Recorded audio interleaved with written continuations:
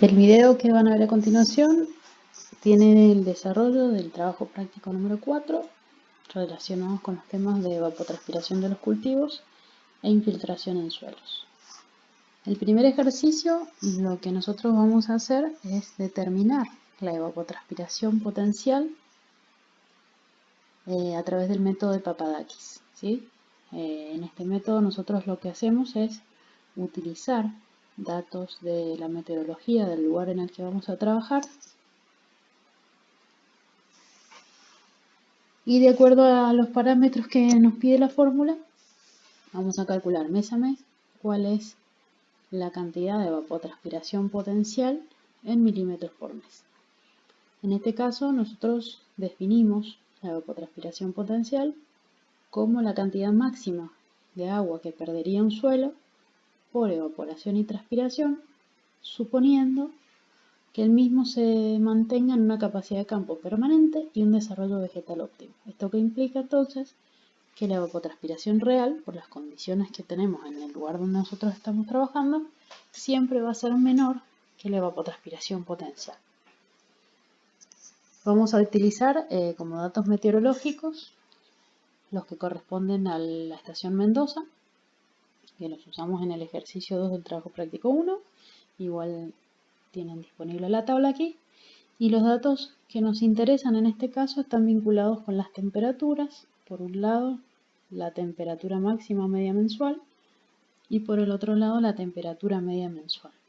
¿Qué es lo que dice la fórmula de Papadakis? Papadakis dice que la evapotranspiración potencial se puede calcular a través de un coeficiente multiplicado por una diferencia de tensiones de vapor, ¿sí?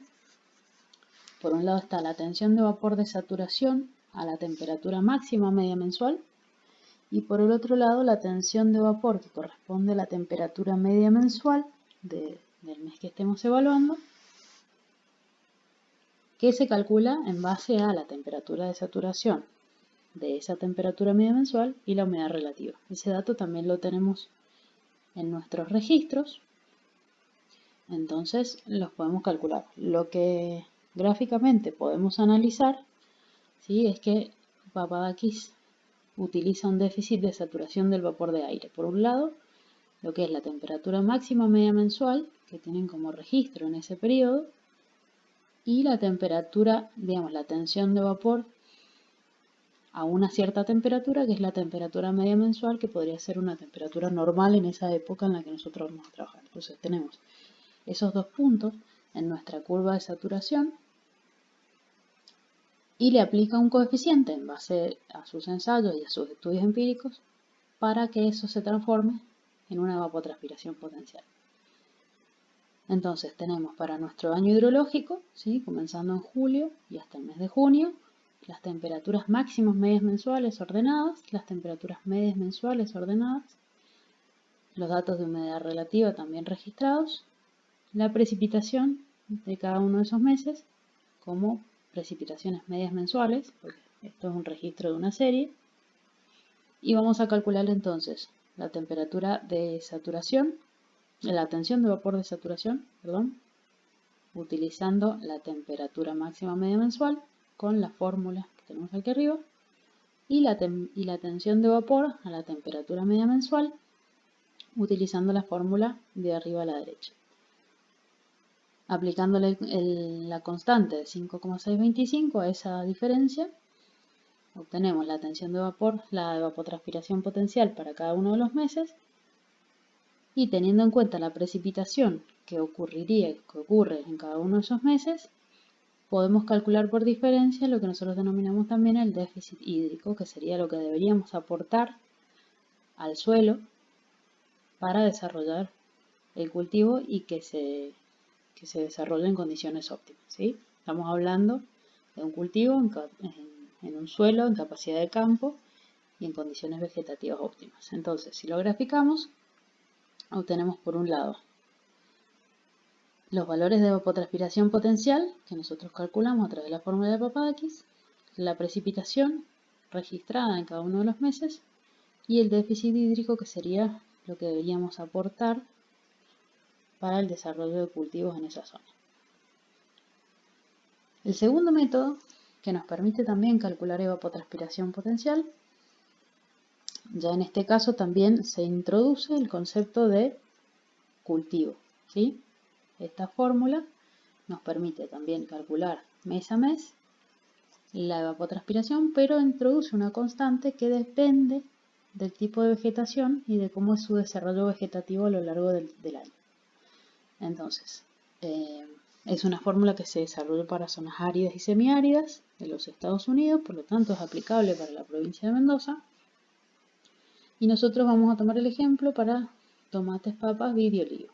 Esta fórmula, entonces, originalmente se desarrolló utilizando temperaturas en grados Fahrenheit y obteniendo un resultado en pulgadas por mes.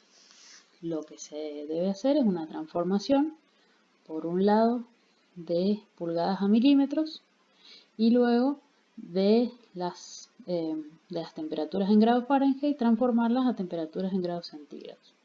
Con esto vamos haciendo el desarrollo de todas las fórmulas y llegamos a una fórmula como la que se encuentra al pie, donde involucra la temperatura en grados centígrados del mes, una constante que se llama P, que está referida a las horas mensuales de sol, y esto depende de la latitud del lugar, y un coeficiente K, que es el coeficiente que depende del tipo de vegetación.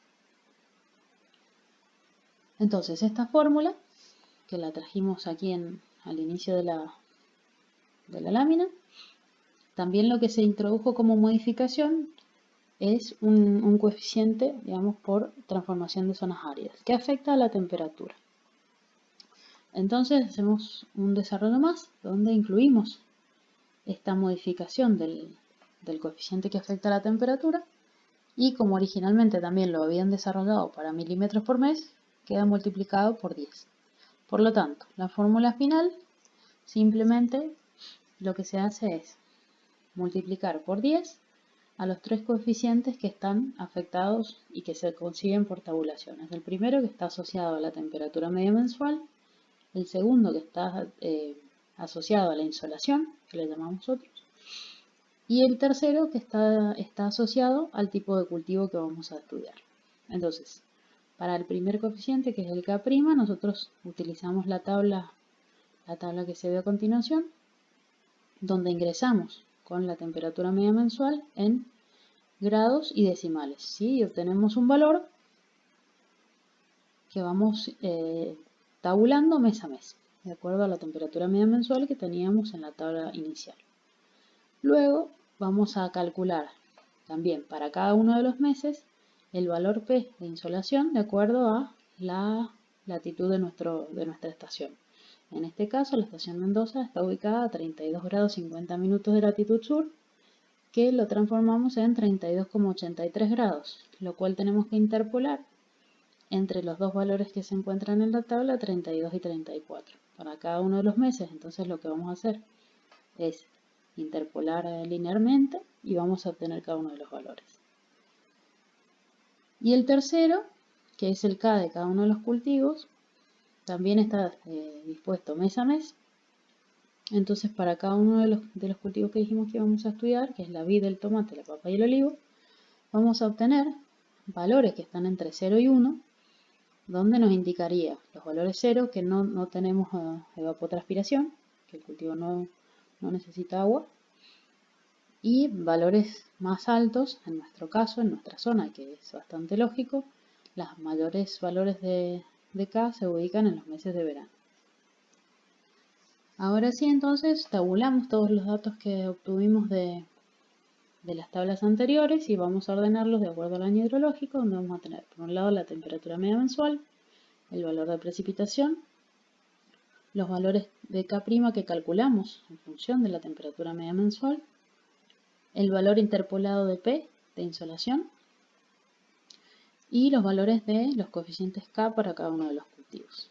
Multiplicando estos tres valores por 10 y multiplicando por 10 para pasar a milímetros por mes, obtenemos entonces la evapotranspiración mensual de cada uno de los cultivos. Y esto también, si lo graficamos, podemos ver entonces cuáles son los valores mes a mes comparados con el valor de precipitación. Y obviamente en la mayoría de los casos podemos observar que la evapotranspiración es mayor que la precipitación que podemos tener. Por lo tanto, nuestros desarrollos agrícolas siempre necesitan de un riego adicional a la precipitación. Y finalmente, para comparar, si nosotros graficamos sobre los 4 valores de evapotranspiración calculados con Blaney-Criddle y superponemos el valor de evapotranspiración calculado a través del método de Papadakis, podemos observar entonces que siempre el valor de Papadakis es mayor que cualquiera de los valores que obtenemos para cada uno de los cultivos, precisamente porque hablábamos de que este valor era asociado a las temperaturas y no lo vinculamos con los cultivos. Y un valor que entonces envuelve y nos daría siempre un valor máximo de evapotranspiración mensual. Como anexo y a modo introductorio en las temáticas más modernas de cálculo de evapotranspiración, nosotros introducimos el método de cálculo de Penman-Montis. ¿Cuál es la idea de este método? Que en realidad es mundialmente usado y muchas veces, y lo verán a nivel laboral si se dedican a esto en un futuro, para los desarrollos agrícolas y para las justificaciones de demanda de cultivos, ¿sí? De cálculo de caudales, que lo vamos a ver en el próximo práctico, se utilizan los métodos propuestos por la FAO, que es la Organización de Naciones Unidas para la Alimentación y la Agricultura, en un manual que es el manual 56 y que allí expone entonces cuál es la metodología que ellos utilizan y que aprueban para el cálculo de una evapotranspiración de referencia y la evapotranspiración de cultivo. Con un concepto parecido al que veíamos con Papadakis, la evapotranspiración de referencia habla de un cultivo de referencia, ¿sí? Con condiciones particulares de desarrollo que entonces nos dan un valor referencial y por lo general, digamos, que engloba a todos los demás. Luego, afectando este valor por el coeficiente de cultivos, muy similar a lo que hace en Blaney-Criddle, obtenemos entonces las evapotranspiraciones mensuales o en algún periodo horario que nosotros queramos calcular, generalmente son mensuales, para cualquier tipo de cultivo. Entonces, el comportamiento que ellos analizan y para el cual hacen el estudio de la fórmula que se presenta luego, ellos hacen un análisis de la resistencia superficial y la resistencia aerodinámica y estudian todos los componentes que pueden llegar a afectar a la evapotranspiración del suelo que se produce en un suelo con un determinado cultivo, en este caso el cultivo de referencia. Hablando de entonces todas las pérdidas que se producen de acuerdo al efecto que produce el flujo de aire y la radiación solar, también podemos tener entonces la fórmula general y bastante completa que presenta la FAO, que involucra varios parámetros y todos están vinculados con la meteorología del lugar, ¿sí? Esto lo podemos ir desglosando poco a poco porque se ve una fórmula complicada, pero en realidad no lo es tanto. Tenemos parámetros simples que los conocemos y los hemos estudiado en las formas de medir las variables meteorológicas, como por ejemplo es la velocidad del viento, ¿sí? Que en este caso en la fórmula lo utiliza vinculado a una velocidad del viento a 2 metros de altura y utiliza una fórmula para transformarlo, ¿sí? Con la velocidad del viento medida en un anemómetro a una cierta altura z. Luego otro parámetro que nosotros conocemos es la presión de vapor de saturación, que sabemos cómo calcularla. Luego la presión real de vapor, ¿sí? Que siempre sabemos que depende de las temperaturas. Entonces utiliza una fórmula vinculándolo con la constante ciclométrica y con las temperaturas de bulbo seco y de bulbo húmedo, que también las conocen. Luego utiliza otro parámetro que le llama que es la pendiente de la curva de la presión de vapor, que no es otra cosa que utilizando la temperatura del aire, ¿sí? En grados centígrados. Estas fórmulas están expresadas todas en sistema internacional. Y luego, por ejemplo, la constante ciclométrica, que la vincula con una serie de constantes que tienen que ver con el calor latente y otros parámetros más, Y fundamentalmente nos queda una constante multiplicada por la presión atmosférica de ese lugar. Otros parámetros que vamos a ver acá es, por ejemplo, lo que habla de radiación y el flujo de calor del suelo, que son parámetros un poquito más complejos, pero que igualmente se miden y se pueden calcular. Entonces esta fórmula completa la podemos ir desglosando y viendo qué parámetros tenemos disponibles y cuáles medimos y cuáles calculamos. Entonces, los últimos dos que nos quedan, por un lado la radiación neta, que se mide a través, por ejemplo, de piranómetros, de forma directa, no es otra cosa que la diferencia entre una radiación neta de onda corta y una radiación neta de onda larga.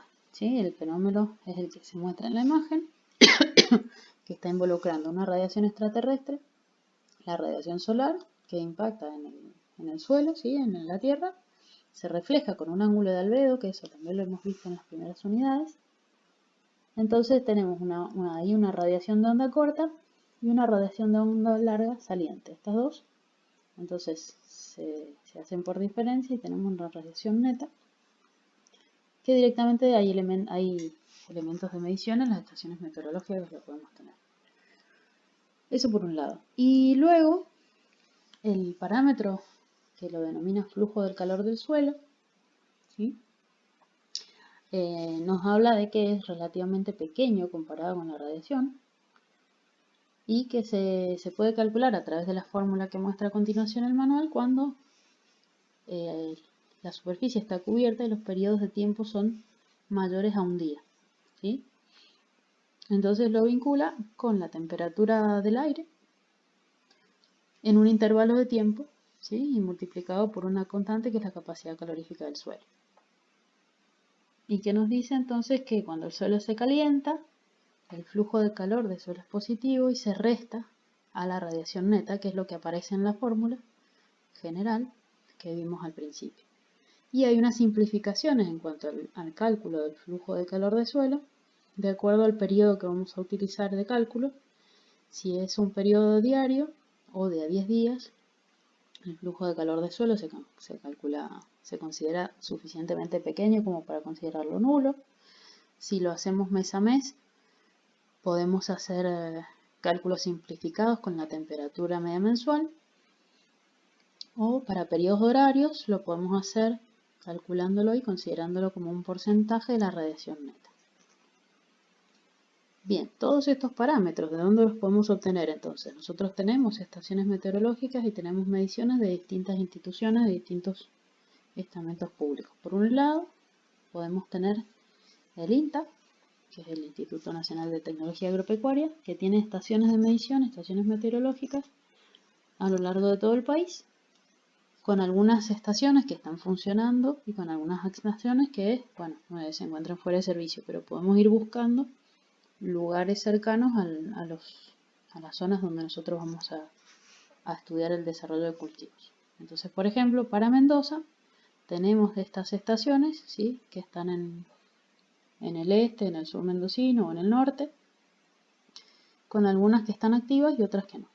Luego, otra de las posibilidades de obtener valores de meteorología también es la Dirección de Agricultura y Contingencias Climáticas, que especialmente para Mendoza tiene también una serie de estaciones de las cuales podemos obtener valores de registro, tanto horarios como diarios, como registros de series de medición.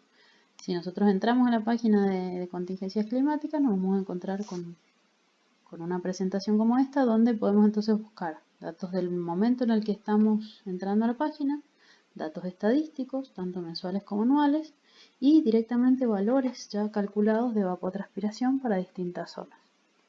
Entonces, para el lugar en el que nosotros vamos a trabajar, podemos buscar los datos que tenemos. En este caso, por ejemplo, yo he puesto la estación de la consulta de San Carlos, que está vinculada con la estación del INTA también. Y tendríamos entonces valores, por ejemplo, para el mes de septiembre, valores diarios en este caso, de temperatura del aire, humedad relativa, velocidad del viento y precipitación. Así también podemos obtener entonces datos mensuales o datos horarios. El otro el otro lugar donde podemos nosotros buscar y solicitar parámetros agrometeorológicos es a través del Servicio Meteorológico Nacional. Hay datos de los aeropuertos, de Mendoza, Malargüe y San Rafael, de la Estación San Martín y del observatorio. En algunos casos, ya les digo, tenemos datos activos y en algunos tenemos registros históricos de temperaturas, de humedad relativa, de velocidad del viento, de precipitación, de nubosidad, etc. Y también en este caso, obviamente, tenemos datos no solo de Mendoza, sino a nivel nacional. Bien, con todos estos datos, ¿qué es lo que nosotros podemos hacer? En realidad, la fórmula general de la FAO está volcada en un software muy sencillo, que es el que se les voy a mostrar a continuación, que es el ETO Calculator, donde nosotros podemos directamente utilizar bases de datos agrometeorológicas que tienen desde la FAO o podemos cargar nuestros propios datos. Entonces, una vez que entramos al programa, obtenemos esta interfase, donde si nosotros nos vamos al botoncito que está abajo de ETO Calculator, nos va a pedir una serie de parámetros, de los cuales nosotros le podemos decir de qué parámetros disponemos o cuáles no. En este caso, por un lado, nos pide valores de temperatura del aire, donde podemos decirle que tenemos valores de temperatura media y de temperatura máxima y mínima, y vamos cliqueando aquellos parámetros que nosotros disponemos de datos. El otro parámetro que nos pide es la humedad del aire. Podemos decir que tenemos los valores de humedad relativa, media, mensual. Podemos también, si tenemos disponibles los máximos y los mínimos, los puntos de rocío, los valores de presión de vapor también los podemos tener y los datos de los ciclómetros. Si esos datos no los tenemos, simplemente no los tildamos. Y también tenemos entonces los de la velocidad del viento como velocidad media, medida a una cierta altura. Y también nos dice que si no tenemos la velocidad del viento, podemos usar entonces la que tenemos de datos en el software. Y luego tenemos entonces los datos de insolación y radiación, que también tenemos datos como por ejemplo las horas de sol registradas, pueden ser mes a mes, la radiación solar y la radiación neta, si las tenemos medidas, también lo podemos hacer, y también podemos hacerlo si hemos calculado las horas relativas de sol respecto al año total. Una vez que nosotros definimos qué parámetros de todos estos tenemos y las unidades, si van a estar en Celsius o en Fahrenheit, se nos abre la ventana. Nos podemos ir a la ventana donde dice Meteorological Data y ETO, que sería la evapotranspiración de referencia. Y entonces, habiendo cliqueado, por ejemplo, que nosotros tenemos temperatura media del aire, humedad relativa, velocidad del viento y horas de sol, que son los 4 parámetros que tenemos aquí, nos calcula la evapotranspiración de referencia en función de la simplificación de la fórmula general, ¿sí? Y el gráfico que obtenemos, entonces en la pestañita de Plot Data, es la evapotranspiración para un año hidrológico, que en este caso está tomado 2015-2016, sabiendo obviamente que estos son evapotranspiraciones de referencia para un cultivo que tiene una altura de 12 centímetros, una resistencia superficial fija y un cierto albedo. Cuando esto lo afectamos por los distintos KC que también se encuentran en el manual, vamos a obtener entonces valores de evapotranspiración de cada uno de los cultivos que queramos desarrollar. Ahí abajo van a encontrar 2 links que son, si les interesan, para buscar información o para analizar un poco más esta temática. Aquí lo que les voy a mostrar entonces son ya un poco más grandes esas impresiones de pantalla. El software lo van a tener disponible en la página también para descargarlo con un ejemplo de este trabajo práctico. Entonces ahí tenemos toda la carga de datos que hemos hecho mes a mes y el valor final entonces de evapotranspiración de referencia para el cultivo de referencia que nosotros teníamos. Bien. El último ejercicio nos habla del cálculo de la infiltración en un suelo a través del ensayo del doble anillo. Este doble anillo lo que tiene son 2 anillos concéntricos metálicos que se hincan en el suelo, ¿sí? y en el cual se realiza entonces, se llenan de agua los dos anillos y se tiene una varilla medidora en el anillo central.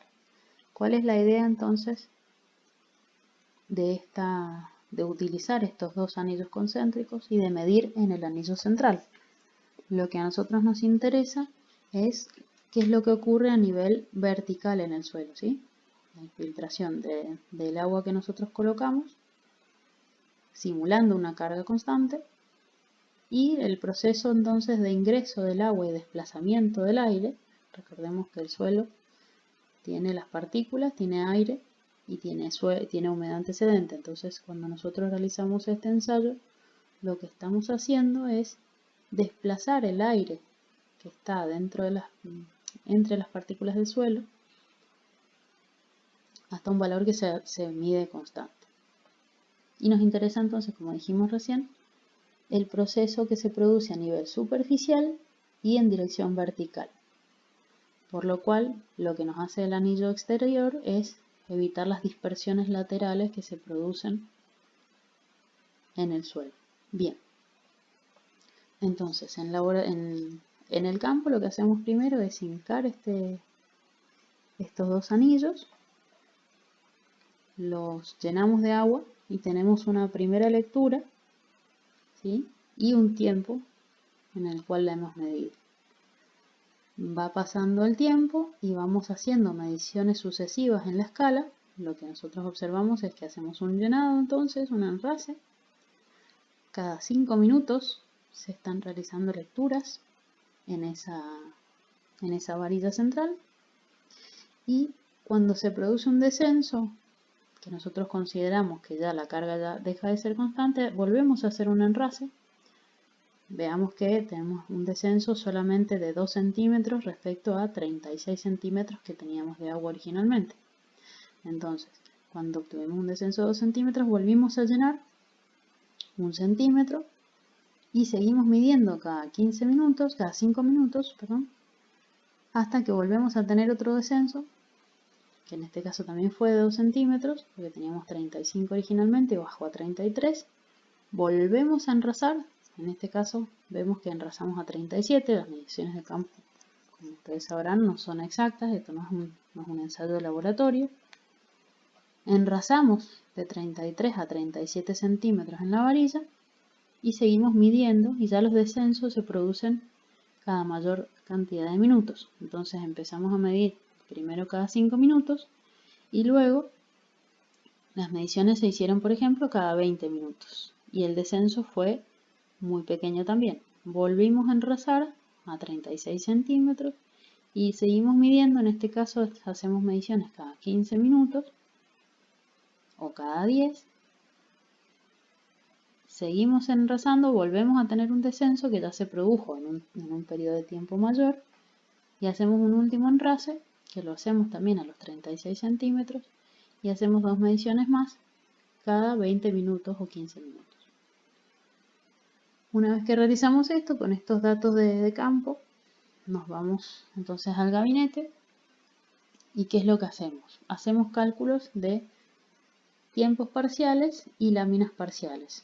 Los tiempos parciales simplemente son los minutos cada tanto nosotros hicimos las mediciones en la regla, y las láminas parciales las hacemos por diferencia de lectura de lo que anotamos en el campo, ¿sí? Entonces vemos que tenemos láminas de 83 centímetros, de 0,5 centímetros, son láminas pequeñas. Y esto lo llevamos luego a un tiempo acumulado, ¿sí? Que no es otra cosa que la suma de los tiempos parciales, y lámina acumulada en descenso en centímetros. Como los delta T que hemos utilizado para medir son diferentes a lo largo del ensayo, porque iniciamos midiendo cada 5 minutos y terminamos midiendo cada 20 minutos, porque a medida que pasa el tiempo los descensos se producen mucho más lentos. Entonces, llevamos esto a una unidad única, como hablamos cuando mencionamos la precipitación y la intensidad de precipitación, a la misma unidad de medición, que son milímetros por hora. Y esto nos permite también entonces hacer comparables los resultados. Y también hacerlos comparables con la intensidad de precipitación, que es finalmente con el parámetro que vamos a interactuar cuando hagamos el estudio de caudales en cuencas, ¿sí? A través de tormentas. Entonces, calculamos la lámina acumulada y la graficamos también en una gráfica de tiempo versus lámina acumulada. Esto es sí un gráfico siempre les recalco que esto es un gráfico que une tramos rectos, ¿sí? Por un lado tenemos puntos y esos puntos se unen a través de tramos rectos, que es lo que va sucediendo a lo largo del tiempo en el ensayo. Y el otro gráfico que realizamos es el de capacidad de infiltración, que en este caso tenemos en abscisas el tiempo y en ordenadas la capacidad de infiltración en milímetros por hora, y obtenemos una nube de puntos que tiene una tendencia descendente, ¿sí? Y que se hace constante. Tiene un valor inicial y un valor final que se hace constante. Lo que trato de mostrarles en la siguiente gráfica es las distintas formas de encontrar una curva que pueda representar el comportamiento de este ensayo, ¿sí? Primero que nada tenemos que tener en cuenta entonces que esto es un ensayo de un fenómeno físico y por lo tanto tiene valores reales, tanto iniciales como finales. Como les mencioné recién, entonces tenemos un valor inicial que es instantáneo, que es elevado, pero no es infinito. Y un valor final que es constante y que también debería estar representado en esta curva. Algunas de las fórmulas que se pueden utilizar a través de Excel para encontrar estas curvas de tendencia, en este caso yo utilicé una forma potencial, que es la que mejor representa a la forma de la gráfica, ¿sí?